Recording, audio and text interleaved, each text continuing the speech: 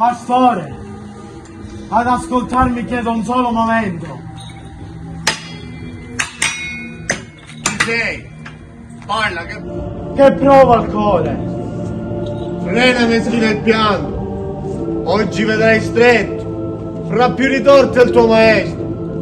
Di sua morte t'affilo, sarà tomba, la croce al mago infido. E come da...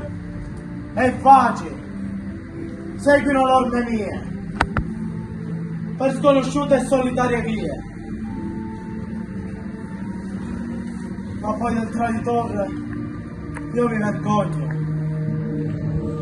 L'abito vile, la povertà, la fame mi costringono, pastore, il premio a domandare del mio sudore. Sì, sì, non dubitare. Ogni fatica premio esige e il prometto.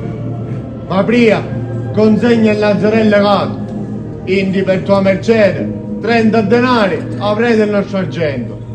Se tanto mi prometti, io son contento. Mi santo, il sommo luce fa che segua costui.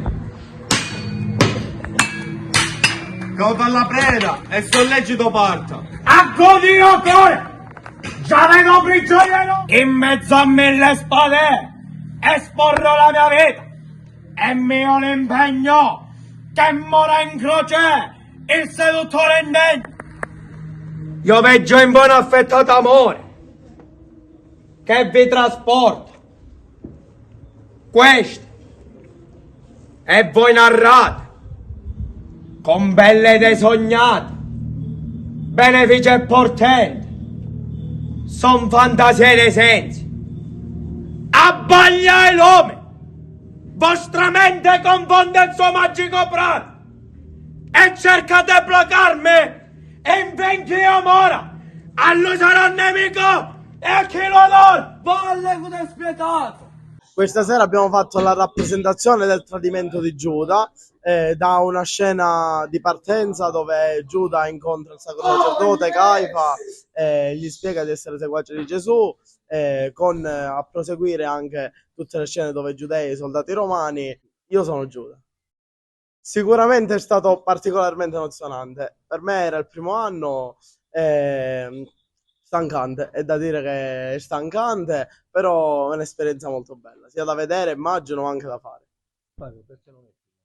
No, per me è il secondo anno, ma è sempre un'emozione unica. Rappresentare la Pasqua nei minimi dettagli quest'anno è stata veramente curata.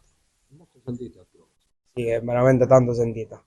Si concluderanno le recite il venerdì, mentre domenica ci sarà l'uscita delle due statue per fare l'incontro tra Madonna e Gesù.